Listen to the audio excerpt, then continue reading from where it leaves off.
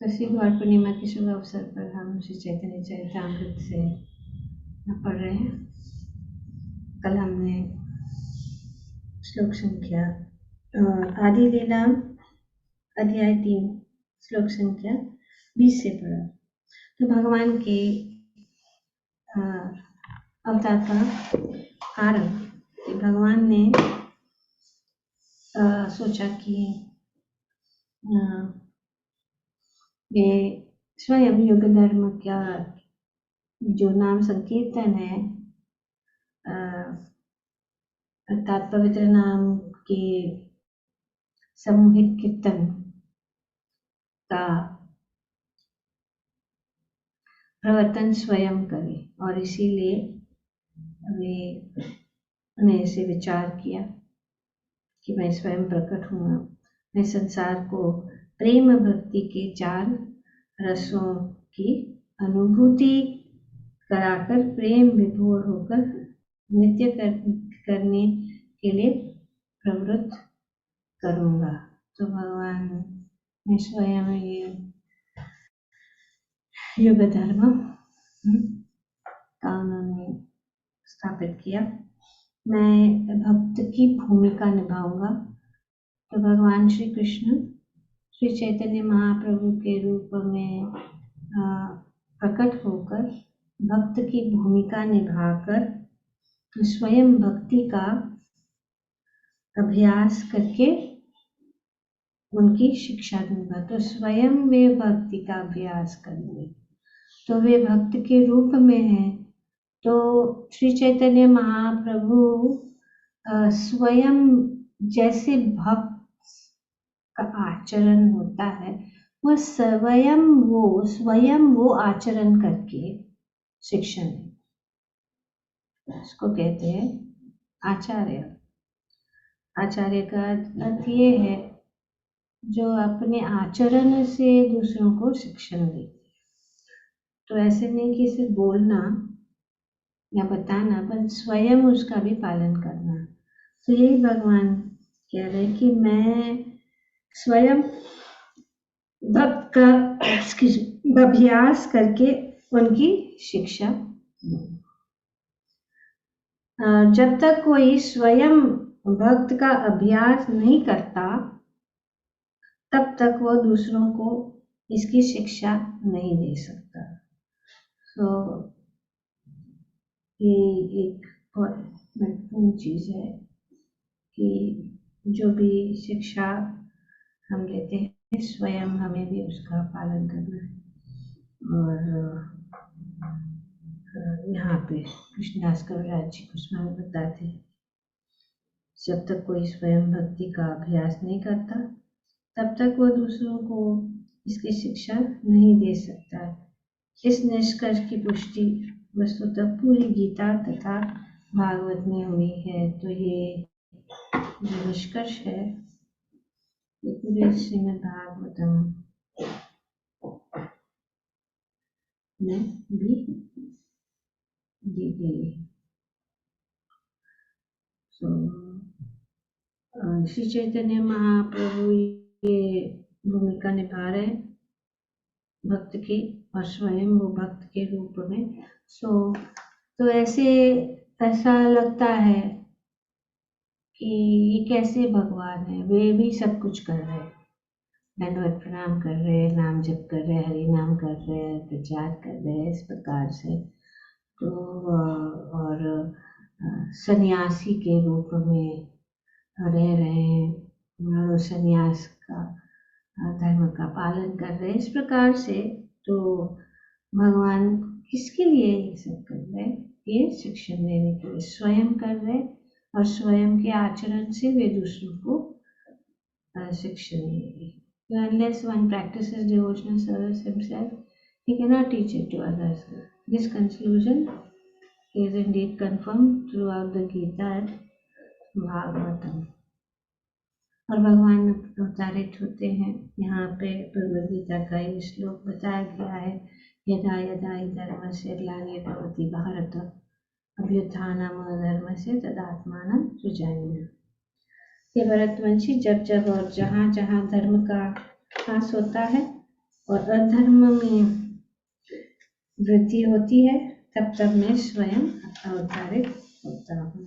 परित्राणाय साधूनां विनाशाय च दुष्कृतां धर्म संस्थापनार्थाय संभवामि युगे युगे।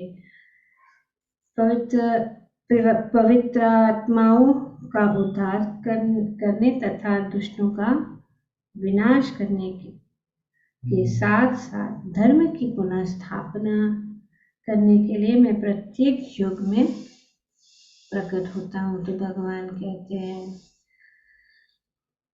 कि उनका दो कारण होता है, एक है दुष्टों का विनाश और दूसरा है धर्म को स्थापित करना और पवित्र आत्माओं का रक्षा करना, पवित्र साधुओं का रक्षा, जो पुण्यात्माएं हैं उनकी रक्षा, दुष्टों का विनाश और धर्म की स्थापना।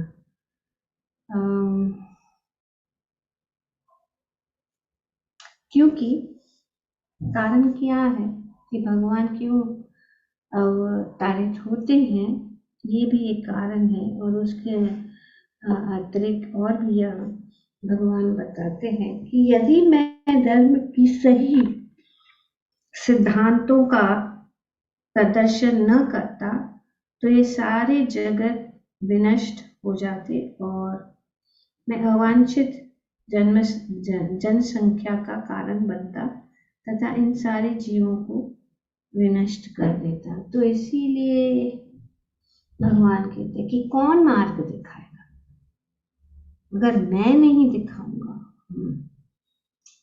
जैसे कि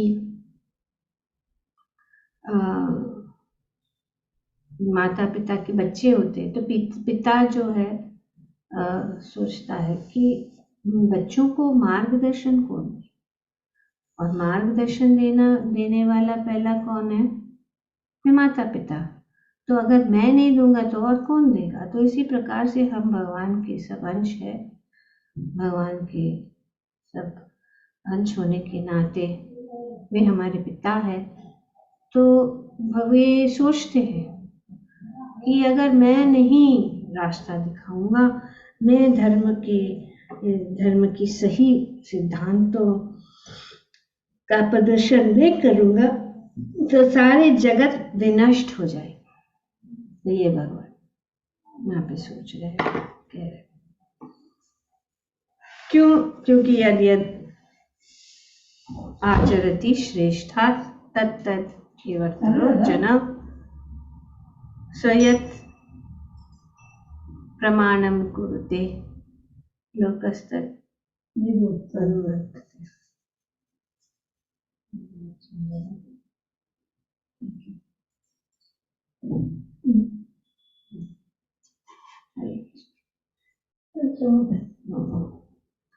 क्योंकि यद यद आचरति श्रेष्ठ, ये यद आचरति मतलब श्रेष्ठा, श्रेष्ठता मतलब क्या है? श्रेष्ठ पुरुष। जैसे जैसे कोई श्रेष्ठ पुरुष आचरण करता है वैसे वैसे सब लोग उसकी नकल करते हैं, है ना। तो महान पुरुष जो भी आचरण करता है सामान्य जन उनका अनुगमन करते हैं, है ना। उनके पीछे पीछे चलते, उनके आचरण के अनुसार वे भी वैसे ही आचरण करते हैं। तो इसीलिए और जो कुछ भी यत् प्रमाणम कुरुते, कि वह आदर्श कार्यों से जो भी मानदंड स्थापित करता है उसका ही अनुसरण सारा जगत करता है। तो ये बहुत महत्वपूर्ण बात है जो भगवद गीता में बताया गया। भगवान यहाँ पे कह रहे हैं कि ये जो आचरण से मैं खुद भक्ति का मार्ग बताऊंगा, कैसे खुद भक्ति करके, मैं भी भक्ति करके और मेरे आचरण से लोग सीखेंगे. So whatever actions a great man performs, common people follow. And whatever standards he sets by exemplary acts, all the world. तो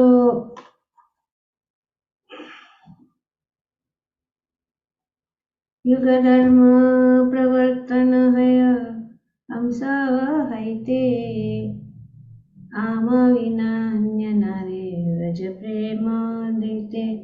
तो भगवान कह रहे हैं कि मेरे पूर्ण अंश प्रत्येक युग के लिए धर्म के सिद्धांतों की स्थापना कर सकते हैं. पूर्ण अंश plenary portions can establish my plenary portions can establish the principles of evolution. वो कर सकते हैं. कौन? मेरे पूर्ण अंश. मेरे पूर्ण अंश प्रत्येक युग के ये धर्म के सिद्धांतों की स्थापना कर सकते हैं, किंतु मेरे अतिरिक्त आमी बिना अन्य नारे रज प्रेम देते. तो मेरे जो अंश है वे जो है धर्म के सिद्धांतों को स्थापित कर सकते हैं, किंतु मेरे अतिरिक्त अन्य कोई वह प्रेम भक्ति प्रदान नहीं कर सकता. स्वयं भगवान श्री कृष्ण, पूर्ण पुरुषोत्तम भगवान श्री कृष्ण के सिवाय और कोई जो है प्रेम भक्ति प्रदान नहीं कर सकता.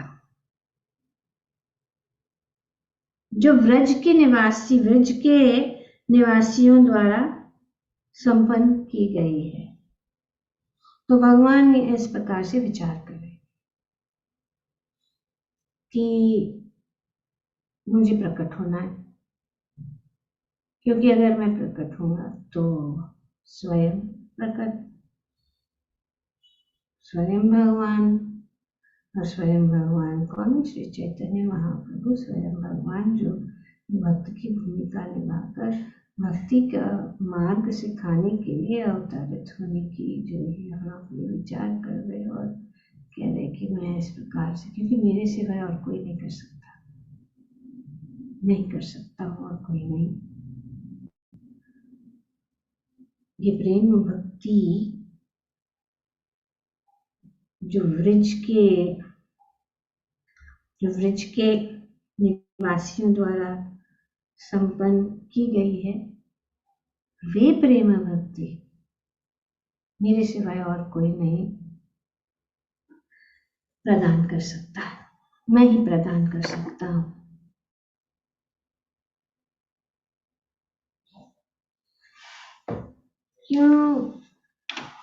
क्योंकि हो सकता है कि भगवान के सर्व कल्याणकारी अनेक अवतार, भगवान के अनेक अवतार है,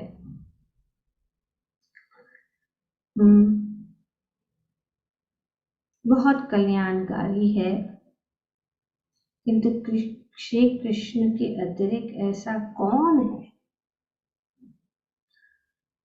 जो शरणागतों को भगवत प्रेम प्रदान कर सकते हैं? श्री कृष्ण के सिवा और कोई नहीं. बहुत सारे अवतार हैं, बहुत सारे सर्व कल्याणकारी अवतार है, श्री कृष्ण के सिवाय शरणागत भक्तों को भगवत प्रेम कोई भी नहीं प्रदान कर सकता है, सिर्फ कृष्ण ही प्रदान कर सकते हैं. तो इसीलिए ये बहुत महत्वपूर्ण बात भगवान कह रहे कि बहुत सारे अवतार, मेरे बहुत सारे अंश है, पूर्ण अंश है, वे अनेक अनेक रूपों में अवतारित होते हैं, पर मेरे सिवाय और कोई नहीं है जो वृक्ष के निवासियों का जो प्रेम और प्रेम भक्ति है वो और कोई नहीं प्रदान कर सकता, सिर्फ स्वयं भगवान। इसीलिए स्वयं भगवान श्री कृष्ण, पूर्ण पुरुषोत्तम भगवान श्री कृष्ण ही ये प्रदान कर सकते हैं। तो भक्ति, प्रेम भक्ति अगर हम चाहते हैं तो सिर्फ कृष्ण ही दे सकते हैं, अनेक अनेक अवतार नहीं, उनके अंशों के अंश भी नहीं, अनेक अनेक जो अवतार है जितने भी है, चाहे वो नारायण है, चाहे वो नरसिंह है, चाहे वो वाराह है, चाहे वो परशुराम है, चाहे वो राम है, जितने भी जो अवतार है वे पूर्ण है किसके लिए? सिद्धांतों को, या कल्याणकारी है, सब कल्याणकारी, पूर्ण कल्याणकारी। तो ये बहुत इम्पोर्टेंट पॉइंट हमारे लिए है कि भक्ति सिर्फ भगवान श्री कृष्ण के द्वारा प्राप्त की जा सकती है। भगवान श्री कृष्ण की कृपा के बिना हम भक्ति को नहीं प्राप्त कर सकते। ये बात समझना बहुत जरूरी है। सब एक नहीं है। यहाँ भगवान स्वयं कह रहे हैं कि मेरे पूर्ण अंश प्रत्येक युग में के लिए धर्म के सिद्धांतों की स्थापना कर सकते हैं, किंतु मेरे अतिरिक्त अन्य कोई वह प्रेम भक्ति प्रदान नहीं कर सकता जो व्रज के निवासियों द्वारा संपन्न की गई है। हो सकता है कि भगवान के सर्व कल्याणकारी अनेक अवतार हो, किंतु श्री कृष्ण के अतिरिक्त ऐसा कौन है जो शरणागतों को भगवत प्रेम प्रदान कर सकते हैं।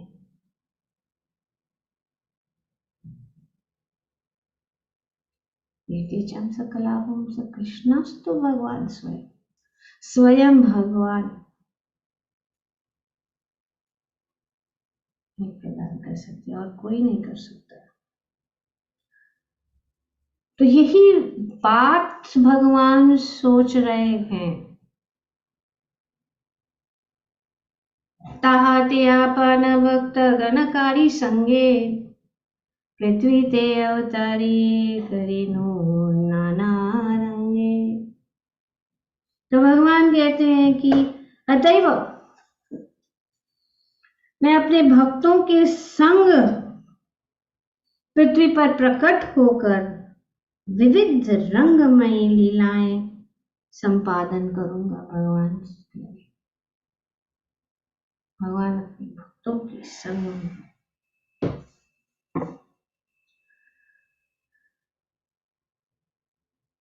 एते भावी कलिकाले प्रथम संध्याय अविर्तेन हैल कृष्ण पानी नदीय। इस प्रकार से सोचते हुए स्वयं भगवान श्री कृष्ण कलयुग के प्रारंभ में प्रथम संध्या में नादिया में अवतरित हुए। तो भगवान श्री कृष्ण श्री चैतन्य महाप्रभु के रूप में नदिया में प्रकट हुए। कब? कलयुग के प्रथम संध्या, कलयुग का प्रथम संध्या युग का प्रारंभ होता है, जब युग शुरू होता है, the beginning of the age of Kalyug, प्रथम संध्या। खगोल विज्ञान के गणना के अनुसार युग 12 भागों में विभाजित किए जाते हैं। तो 12 भाग, योग भी 12 भागों में विभाजित। और पहला जो भाग है, शे इन 12 भागों में से पहला भाग प्रथम संध्या कहलाता है। शेष संध्या पिछले युग का अंतिम भाग होती है। तो प्रथम संध्या और शेष संध्या, first division 12, first division, the first 12 and the next two, so 12 parts. Shesh, the last division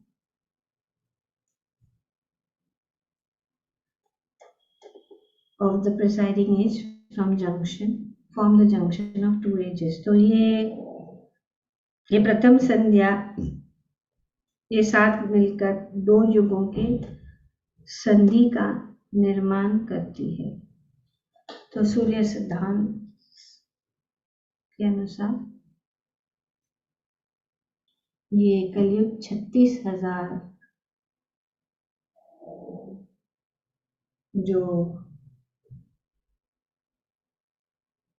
वर्ष, सोलर इयर्स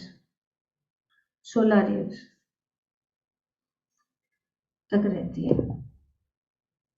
और श्री चैतन्य महाप्रभु कलयुग के प्रथम संध्या में प्रकट हुए जब 4,586 solar years of Kalyug had passed. तो 5,000 पहले, 5,000 साल उसके पहले अभी भी कितने हुए हैं? अभी every time we are having the calendar Gaurav 537 years back Lord Chaitanya आपने 5,000 years हो गए कलयुग के। तो 4,586 solar years of Kalyug had passed when the Lord appeared as Sri Chaitanya Mahaprabhu. तो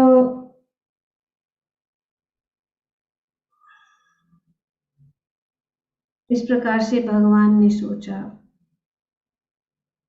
कि मैं प्रकट होकर इस जगत के निवासियों को बीच में प्रेम भक्ति बांटूंगा और इस युग का धर्म नाम संकीर्तन। तो हमें समय नष्ट नहीं करना चाहिए, सिर्फ भगवान श्री कृष्ण की ही भक्ति करनी चाहिए। Everybody is not equal. Don't think like this. वो नहीं हो सकता। प्रेम भक्ति, बाकी सब ठीक है। अगर हम और कुछ चाहते हैं, वैकुंठ तक जाना चाहते हैं तो जा सकते हैं, और अगर गोलोक जाना है तो श्री कृष्ण।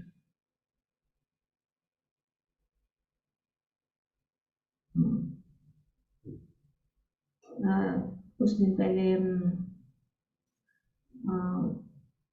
दादू गोविंद के घर में गए थे, उनके पास पूरा ये जो चार्ट था, big huge chart, Golok Vrindavan from Golok going down to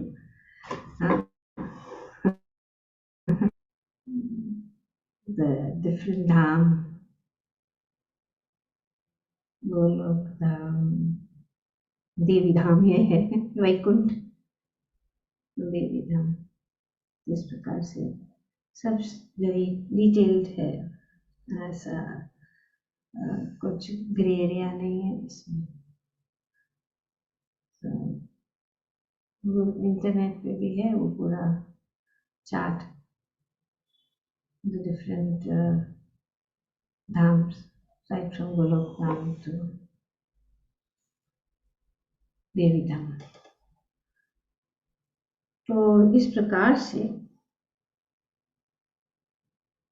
चैतन्य सिंहेर नवद्वीपे अवतार सिंहक्रिय सिंहवीर्य सिंहेर हुंकार। तो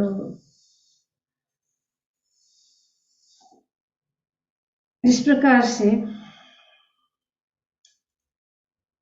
सोचते हुए स्वयं भगवान श्री कृष्ण कलयुग के प्रारंभ में प्रथम संध्या में नदिया में अवतारित हुए। इस प्रकार कैसे सिंह रूप भगवान चैतन्य नवद्वीप में प्रकट हुए।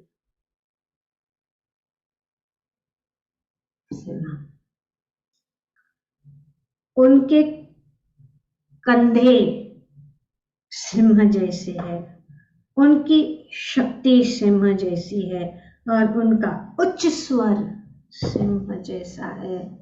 Thus the lion like Lord Chaitanya has appeared in Navadvip. He had the shoulders of a lion, the powers of a lion and the loud voice of a lion. Sei Simha Sujivera Hridaya Kandare कल्मषद्विरदन से यन्हार हुंकारे। तो वह सिंह प्रत्येक जीव के हृदय के भीतर आसीन हो, ये वरदान। May that Lord be seated in the core of the heart of every living being. Sai Simha Sukh Jivera Hridaya Kandare Kalmasha Vira Vinasha Yanhara Hunkare। तो इस प्रकार वे अपनी गर्जना से मनुष्य के हाथी जैसे पाप को दूर करें।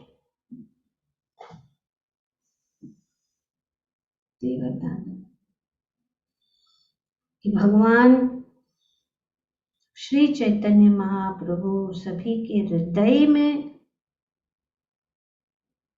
निवास करे, उनका वास सभी जीवात्माओं के हृदय में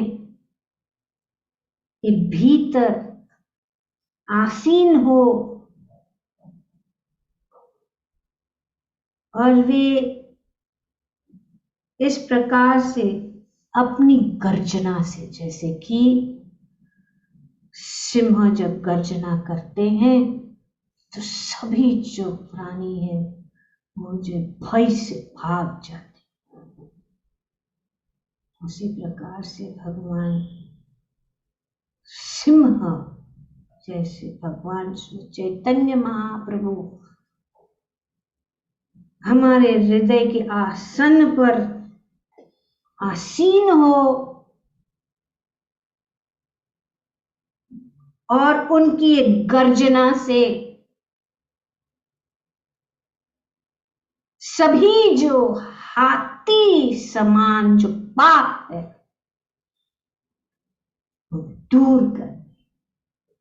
हरे कृष्णा कृष्णा कृष्णा हरे हरे, हरे राम राम राम हरे हरे, हरे कृष्णा कृष्णा कृष्णा हरे हरे, हरे राम राम राम हरे हरे, हरे कृष्णा कृष्णा कृष्णा हरे हरे, हरे Ram Ram Hare Hare. With this I'll end here, so that the Lord will stay सबके हृदय में वास करे। कल हम आगे बढ़ेंगे।